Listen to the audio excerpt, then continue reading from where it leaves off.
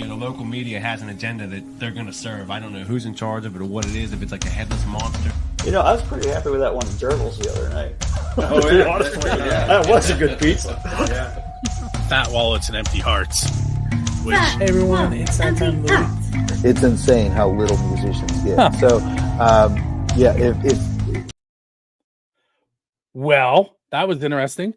The intro video decided not to play, so we're just going to go with it. This is the Pennsylvania Rock Show, episode number 715. With me tonight, we will get to in just a moment. You just heard 3 tracks. They were Royal Honey, The Tease, then Eat It on Fire, Love Bomb, and then the third track was Buck Johnson, Just Feel Better. And speaking of Buck Johnson, that is my guest tonight. What's up, Buck? What's up, Bill? How's it going, man? Not too bad. That was the first time that's ever happened. Okay. I've done a lot of shows, and that's the first time. It's special then. We'll call it rare. Yeah. It's, you know, like a Topps Rare, card yeah. that's misprinted or something. Yeah, exactly. All right, so before we get too far into this, I told you off the air I was going to ask you to mention some of your credentials, and they are far and wide and lots of names that people are going to know. So why don't we start there? All right. Well, I'm the keyboardist and backing vocalist for Aerosmith and the Hollywood Vampires, and also for the Joe Perry Project. I've worked as an artist myself with record deals with in rock and in country. I've played with artists such as John Waite, backing vocalist for the Doobie Brothers on a live album. Matthew Sweet I toured with. Tal Bachman did his album, which had a #1 called She's So High. That was with Bob Rock producing, known for Metallica and many other great artists. I've just been fortunate over the years, just worked hard, moved from Alabama to California to LA in the early 90s, and just, said yes to as many things I could do that I felt like I do, even things I didn't know if I could do. It scared me, but I still did it and surprised myself. And through relationships, like in any business, you hopefully make good allies and good friends, and you move forward, and more opportunities present themselves. Sorry, I had to mute myself. My wife buzzed into the room. Well, that happens, It's live. All kinds of things I love happen. live TV. It's great. You don't hopefully you won't hear my 2 chihuahuas barking downstairs. My wife. I actually planned on asking you about them because the Laverne and Shirley thing. Yes, right. Of course. Yeah. So I'm clearly I'm guessing that Lenny was Yes. first. No, then- actually, no, it wasn't Lenny first. We had these are both rescue chihuahuas, and about 6 years ago we rescued one from the same East Tennessee small dog rescue. Brad Whitford from Aerosmith rescued one, and we rescued one. And ours was called, his name is Cowboy, and he's about this big. He's all of like 4 pounds, and he's got a flopped ear. And, we fell in love with him, and he was a good dog. And we had another dog at the time, so we had 2. And then the other dog passed away a couple of years ago. And so we had Cowboy, and we thought, well, Chihuahuas like to be alone, one #1 dog. So, but we had friends who, my friend who's a guitar player, Tony Higbee, shout out to Tony, plays with Tom Kiefer. And he also plays with me with Brother Kane, with Damon Johnson. He and his girlfriend do an amazing job rescuing animals, and they found this Chihuahua named Lenny, and he was found by the side of the road, of course, and just abandoned. And so we fell in love with him and took him in. He has an overbite, and so him next to Cowboy, who's black and smaller, it's like, oh, it's Lenny and Squiggy. From a Laverne and Shirley, because, Lenny's got the overbite, and Cowboy's the loud, boisterous one, the dark hair. So we just thought that was pretty funny. Does Cowboy answer to Squiggy?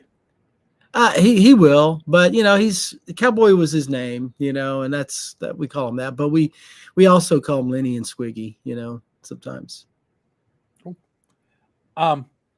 The other thing that I saw on that list that I wanted to ask you about was your chicken piccata from scratch. Yeah. Okay. Yeah. Not many people ask me these questions. So Bill, this is kind of fun. When I first moved to LA in the early 90s, while I'm saying yes to any gig I could take, I'm also having to work a day job too. And I did that for many years, I was waiting tables and working in great restaurants, and you pick up a thing or two, and I like chicken piccata, and I like, all right, show me what you do, and I just over the years have really developed it myself, to its own thing, and I don't know, it's okay, I guess. My wife loves it, and so special occasions I'll whip it out. See, the chicken piccata, that is. Right. I knew what you meant. So that segues perfectly into one of my questions that one of the other DJs told me not to ask you, which means I have to ask you. Okay. So I have two main questions that I always ask on the show. And this one is I want to know what the best pizza you've had because you're a musician. So you have to link it to like a tour or a recording session or at a gig or something along those lines. Well, I'm not good at remembering names of restaurants, but I've toured a lot of places around the world. But hey, you can't beat a New York pie. I'm sorry. It's just, no offense to Chicago or anybody else. We've got a couple places around here in Nashville that do a pretty good job, but New York pie is where it's at. And I know there's, the one that everyone talks about or two that is the one to get, but someone will remind me when I'm going there, and I'm like, oh yeah, I'll make sure I swing by and grab a slice. I went to Chicago years ago to watch the Penguins play the Bruins outdoors. And that's cool. What I remember about that trip mostly was one, it was the coldest I've ever been in my life. Okay. Two, I went to now I'm gonna blank on his name. Legends. What's his restaurant? He's a blues guitarist, famous. He's won Grammys. I can't think of his name now. You're stumping me because Chicago. Terrible. I should know this too. Buddy Guy.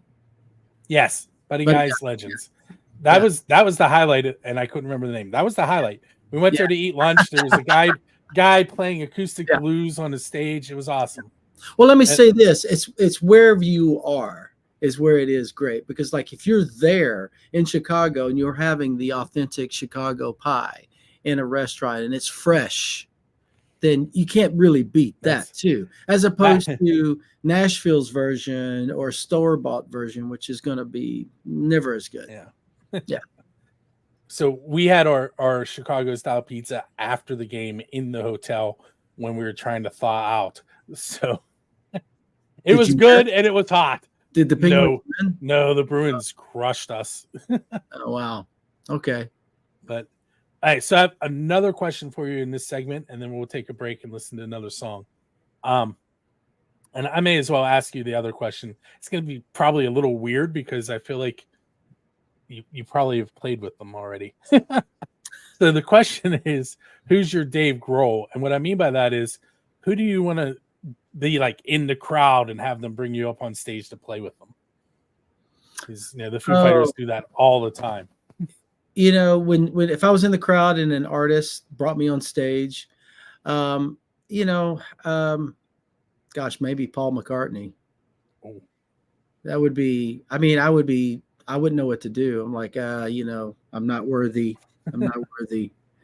I mean, I've been lucky. I've worked with some legends, Steven Tyler, Alice Cooper, just to, start there. I mean, and I would be feeling the same way if I hadn't worked with them already, so I have a little different perspective, but, I've never met Paul McCartney, and I saw his concert, and, it was emotional, it's history. And if you were invited on that stage, oh my gosh, pretty special. It's funny that you picked him because he and Dave are pretty close friends. I get the Yeah, feeling. I imagine so. Yeah. All right, so what we're going to do, we're going to take a short break and we're going to listen to Half Wheel's song Good Day. We're going to come back and we're going to talk a little bit about your song, and I'm going to ask a couple more of my not normal questions. You got it. And for those of you on the video side, you're going to get to see me give away some tickets here momentarily.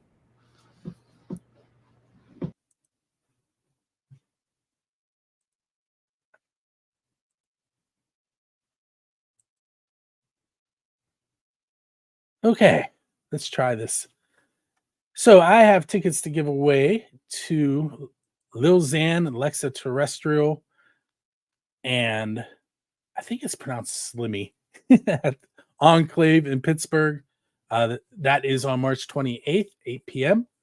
And Lil Xan is the headliner. If you want to head out there and purchase tickets, they are $27 up to $30. It is an all ages event. The Enclave is former Rex Theater there on Carson Street. If you're not familiar, Dressy Entertainment gives us 2 tickets to give away each week, and you'll learn more about what tickets are available coming up shortly. But for now, we're going to give away these 2. We had 3 people sign up. A little low on that this week, but we'll see what happens next week. We had Tina Leydig, Nikki Praza, and Andrew Carr. I'm going to go ahead and shuffle my wheel and spin, and we will see who our winner is.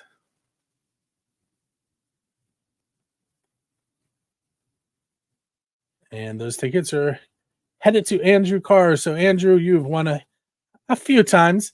You know the deal, keeping the eye on your email. And you'll be receiving an email from me tonight and another one from Dressy Entertainment explaining how to pick up your tickets. With that said, let's go back to our conversation with Buck. Okay. So, your song, Just Feel Better. I noticed that the title, unless I'm misremembering, is it the same song that you did with Santana, or just the same? Oh yeah, no, it's the same song. I mean, I wrote the song with my good friends Damon Johnson and Jamie Houston, almost 20 years ago, and a few years after that, we found out that mainly because Jamie Houston had the connection to Clive Davis, and was able to have Clive Davis hear it, and I'm saying the demo, and Clive was actually, it's just kind of like anything, and it's like you do enough, we write enough songs, you record enough, you pitch so many, and eventually you hit, and this one hit. It was right timing. Clive was looking for a song for Santana. He had already done a few albums with those duets, and this was like the 3rd one.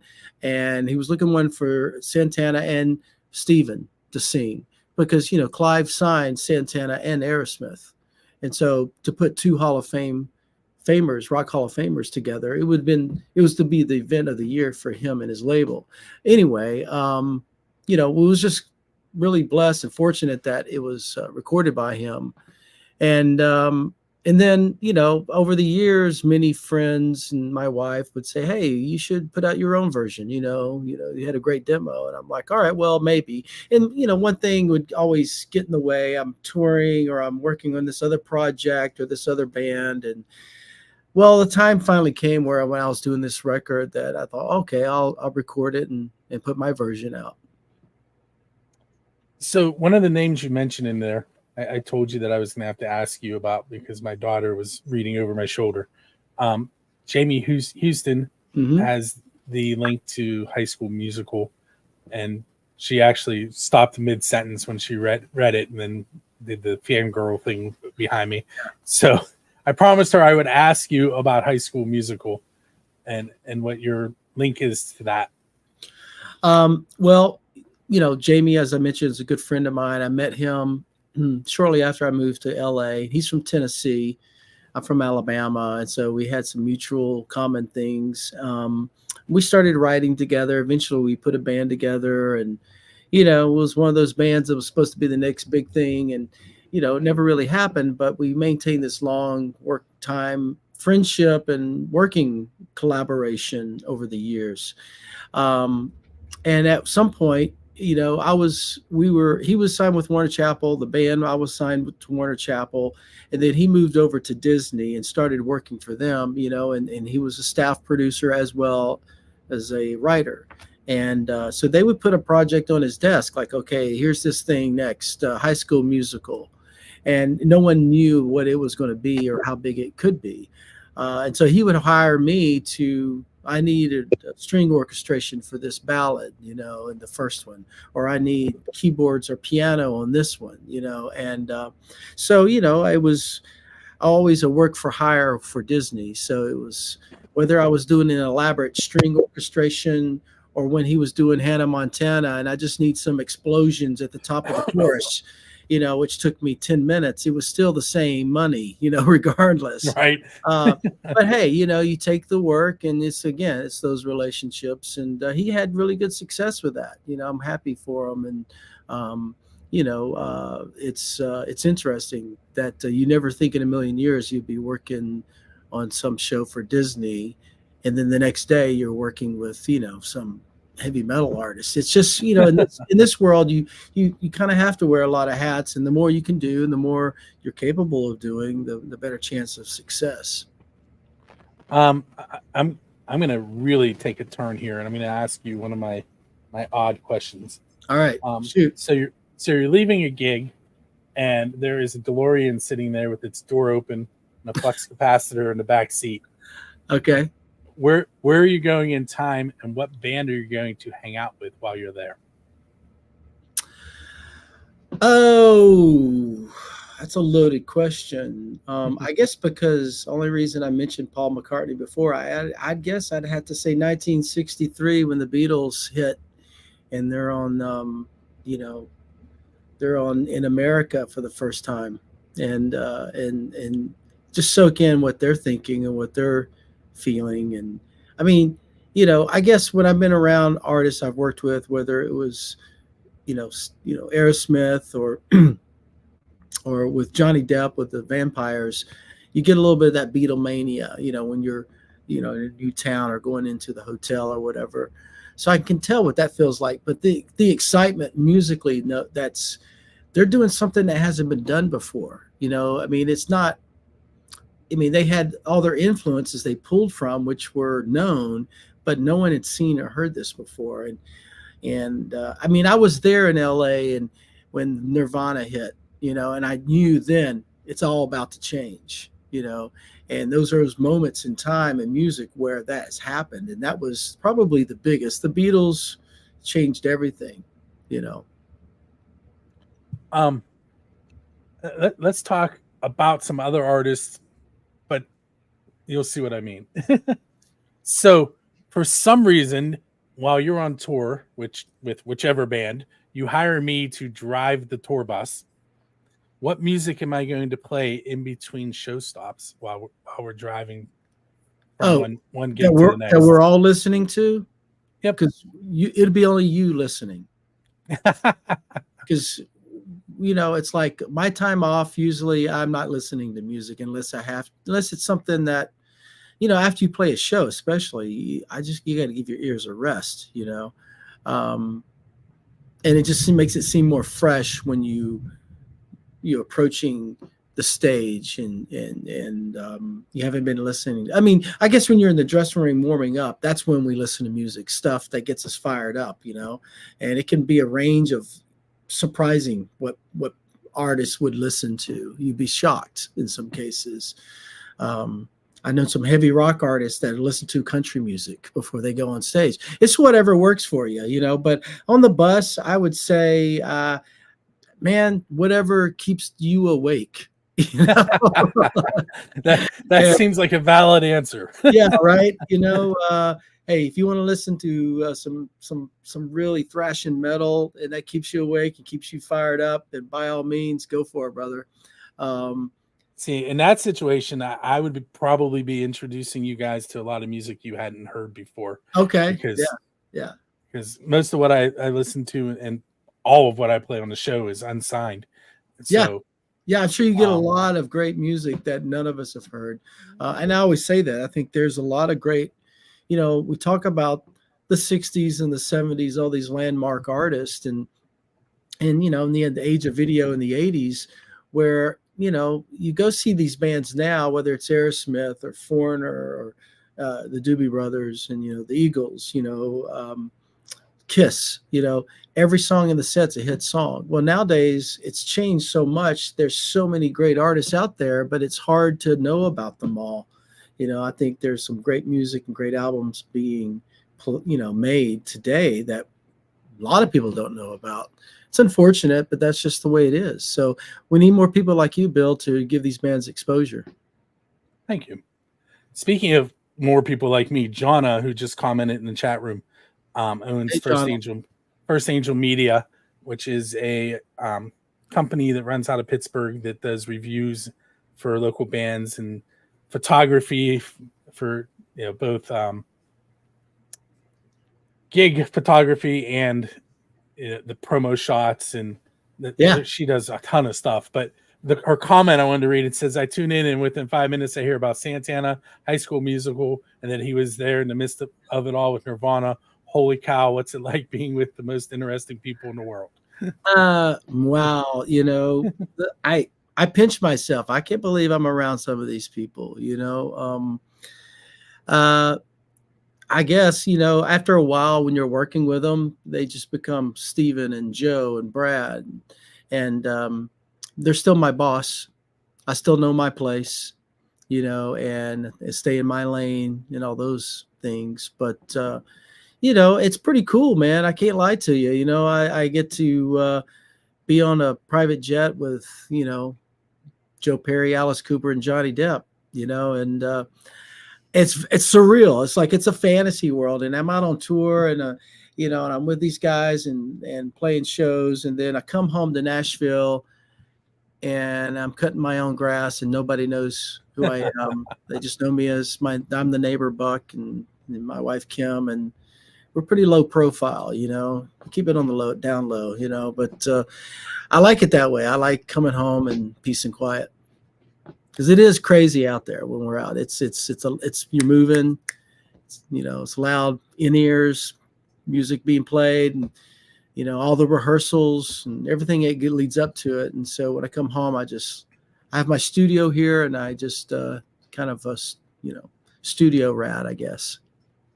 So I read, and I can't remember if it was in the bio or on the one sheet, but it said that you started performing when you were 6. Yeah.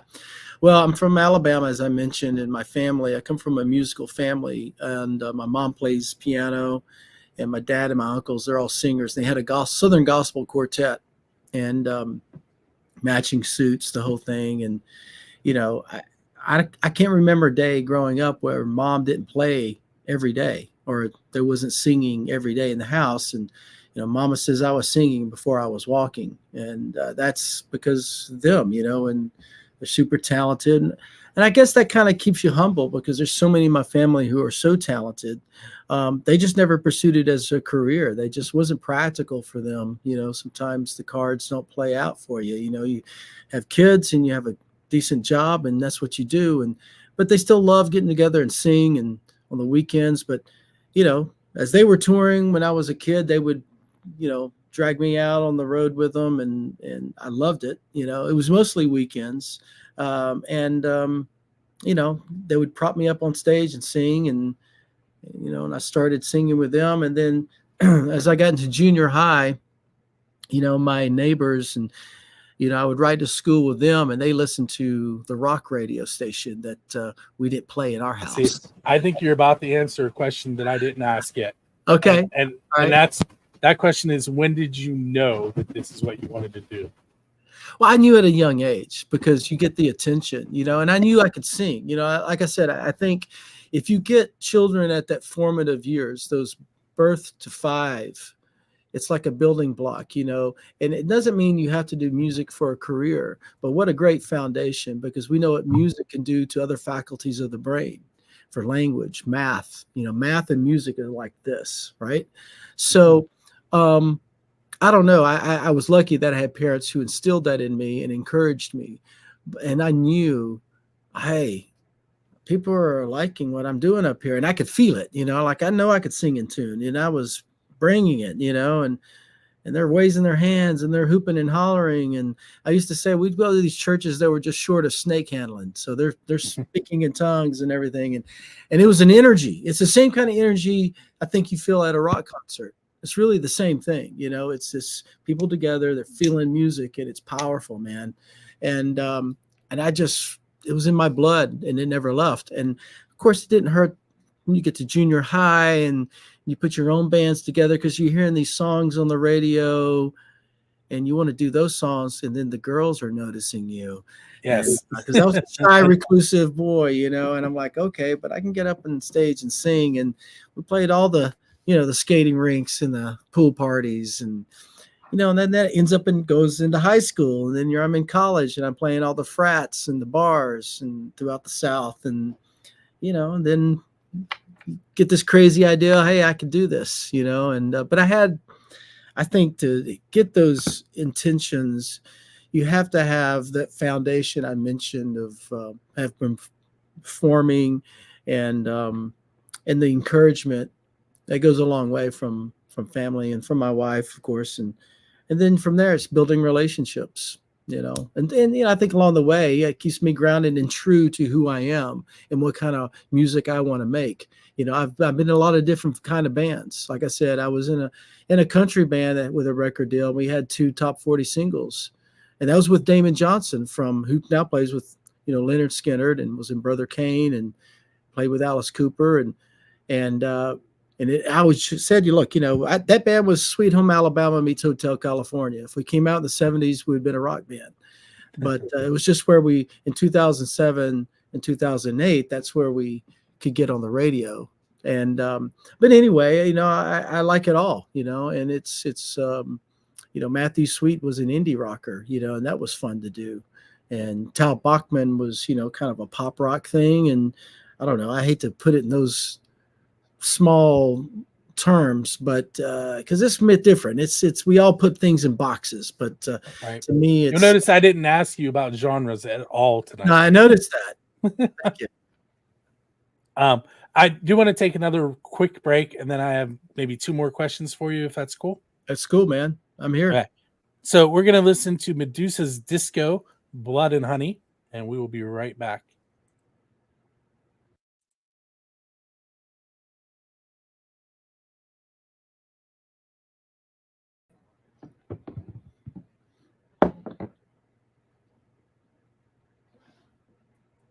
For whatever reason, my videos don't want to play tonight. So we're just going to scrap that. If you're interested in attempting to win some tickets from Dresky Entertainment and Music from the 412, it's musicfrom412.com/contests. We do have some tickets for Amy Grant coming up. That one's off the top of my head. The Borstal Boys, whose shirt I'm wearing, we have tickets to them as well. But go check it out, musicfrom412.com. You can watch our 24/7 music videos from the Pittsburgh area, or tune into our radio station where we play about 2/3 unsigned music, and then about 1/3 of signed major bands, but not really the songs you're used to hearing from them. Okay, Buck. So I hear all the time from local musicians that they don't care if they're playing to 2 people or 200 people. Mm-hmm. And I have a feeling that you've played to way more than 200 people. Well, it's way more fun. It's way more fun to play in front of 200 people than 2 people. Let's be real. Let's be honest. I've played my fair share of clubs back in the day with my own music or other bands where it was empty. That's no fun. That's being real, man. That's no fun. Yeah, I mean, we all want to get a chance to play. Now, I would say when I've played like the Bluebird Cafe in Nashville, Tennessee, now it's a room of about 100 people, but they're all sitting down with food and cocktails, and they're right here. They're sitting like as close as this keyboard is to me, and it's just me and acoustic guitar, and I'm playing songs that I've written, and it's 3 other writers. And by the way, probably two of those writers have written major hit songs that everybody knows. And anyway, that's intimidating, and that's like, it's a different thing because no one's talking, they're listening. You know, that's the thing about Nashville. They really listen for the song, to every lyric. They're hanging on every word. That's tough, man. But it's also very rewarding. So it's different. But yeah, look, the rush you get when you walk on stage and I'm with Aerosmith or the Vampires, and it's 100,000 people at this huge rock festival in Europe or in South America, and they're screaming at the top of their head. That's like a roar I can't imagine. You know, that you can't imagine that. I've been fortunate enough to experience a few times. I don't know. I tried over the last summer, I had these sunglasses that would record video and audio, and I would walk on stage at these festivals just to give my fans on Instagram and friends a chance to see, this is what it feels like. You know, I'm off stage, there's Johnny, and we're about to walk on stage, and I'm going up to my riser to the keyboards, and look at that. You know, how cool is that? You know, I mean, that's fun, but I mean, honestly, yes, if I'm playing in a club and it's a couple hundred people instead of 100,000 and they're into it, man, that's killer too. That's fun. You know, it's, I think anytime you're around people and they're really into you and listening, not so much about me, but the music, you know, they're there for the same reason you are there to play it. You know, we're all there to enjoy it. And if they're feeling it, man, I guess if you're in a room and it's me and you and one other person and you guys are enjoying it, I'm enjoying it too, you know? And if it's 200,000 or whatever, but they're a football field away, I'm enjoying it. It's just a different type of thing. So I don't know if that answers your question. It does. And I had a thought when you were talking about doing the singer-songwriter shows in Nashville. Yeah. I have a friend who was a guitar player in one of the first bands I ever designed a website for, who now lives in Nashville and is a singer-songwriter. Yeah. And he is also a elementary school teacher teaching music in Nashville. Yeah. And now I have to wonder if you guys have ever been at the same place at the same time. And I'm sure you would have no idea. So I'm not even I'll throw his name out just so he can say I was talked about. His name is Jared Grease. Jared Grease. Yeah. Don't think I've had the pleasure. Yeah. That's like asking someone, hey, did you graduate with so-and-so? But well, hey, listen, now he can say that he was talked about while you were on the air. I can in my neighborhood, I can throw a rock in any direction and hit a great musician in this town. There's a lot of great talent here. And, you know, and that's great that he's doing that. He's writing songs, but also teaching kids. And that's a beautiful thing. I love that. So here's the last question I have for you. And all right. It's going to be one of mine, not a normal radio type one. All right. So you're standing at the crossroads that Robert Johnson once stood at and sold his soul to the devil to become a great guitar player. Why are you standing at this crossroads? And if you don't like the way it's worded, what's something that you haven't gotten to do that you would like to do? Well, I would say the reason I'm probably standing there because I have a terrible sense of direction. And you know, and I'm like, who do I ask for directions? I'm afraid I can figure this out. You know, I don't know, man. I feel like I've been pretty lucky.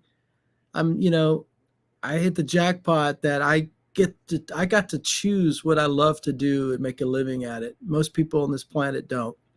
And so that's success. Now, it doesn't mean it was easy. It still isn't easy. You know, it's a struggle, you know, and not to sound all, you know, it's tough.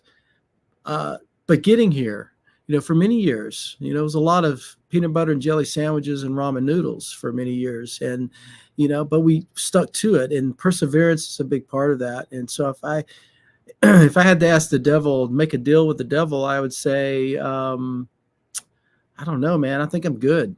You know, I don't need you. I'll find my own way. Nice.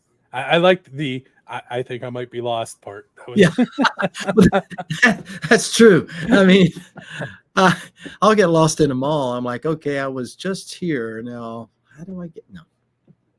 All right, so I lied. I'm going to ask you one more question. And No, then you're I'm gonna good, let you man. go. Over the years, and this one could possibly get you in trouble, who would you say has been your biggest supporter as a musician? As far as somebody I worked with, Anybody. Anybody? Well, I guess it has to go back to my wife and my family. I mean, I know that's kind of a dull answer, but it's the truth, you know. Like I wouldn't be here where I am without them, you know, and the encouragement, you know. I mean, I know a lot of people that never got out the front door because they were never encouraged, and that took a lot of strength for those who didn't get that to break through that and say, no, I can do this. So I was lucky. I had that. And I had a wife that believed in me and knew I could do this. You know, maybe it was both of us being a little naive in the early days, but I think you got to have that, you know, that sense of we're in Los Angeles, we're doing it, you know, we're gonna make it, you know. And it took way longer than you even could possibly imagine, but that's okay. You know, it's part of you got to enjoy their journey in getting there, you know. That's part of it, enjoying the ride. So yeah, I think my parents and my wife, and as far as any collaborators, I had one guy I should mention, Charlie Midnight, who's been my longtime songwriting collaborator for over 20 years. We've written, I don't know, 200 or 300 songs together. I lost count. And he's one of the great songwriting, I don't know, wordsmith in the world. He wrote "Living in America" for James Brown. He wrote a song that Joni Mitchell recorded because she liked his lyric, and he wrote and produced Joe Cocker and the Doobie Brothers and Hillary Duff. That's pretty diverse, you know. Yes. But he's a genius, and so he's always been an advocate of mine and a supporter and a believer, and all the people he works with, you know, and he knows. I mean, that meant a lot to me. It's like, oh yeah, okay, I'm in good company here, and this guy really wants to continue to work with me. So, and you know, we've still write to this day. Very cool. Hey, I want to thank you for hanging out with me for the last about half hour or so. Yeah, Bill, I loved it, man. This is awesome. Thank you. For those of you that are watching or listening, you want to go to buckjohnson.com. Check out that single, Just Feel Better, and read the bio, look at all the credentials, and try not to fangirl like I was before I came on earlier. Stop it. Hey, just, you know, got some good merch there, but you know, find me on Instagram too, Buck Johnson Official. I love to, if that's okay to mention, I like to, you know, meet fans and correspond there. I put a lot of my new stuff there. Any kind of, you know, content that's coming out. I got another single coming out April 5th, and it's more of a rocker. So I think it's more of an up-tempo rocker that people will be, you know, I think will enjoy. But there's going to be more singles coming throughout the year, and the album will drop in September 13th. So we're going to keep the singles coming, and then the record in September. So I need to keep on Danielle and tell her to keep me apprised on what's going on. Absolutely. What we're going to do now is I'm going to go ahead and let Buck go off into the evening. And for those of you that are watching for the first time, possibly in about 20 minutes, if you go to musicfrom412.com/radio or buildascene.com/radio, or if you want to listen through Scotland, you can go to xrpradio.co.uk. Any of those three radio stations will be replaying this with the music playing. And I do have two more tracks to play in this episode. They are Dream the Heavy, There You Go, and Travolta, Brother. And this has been episode number 715 of the Pennsylvania Rock Show. Thanks for hanging out with us tonight.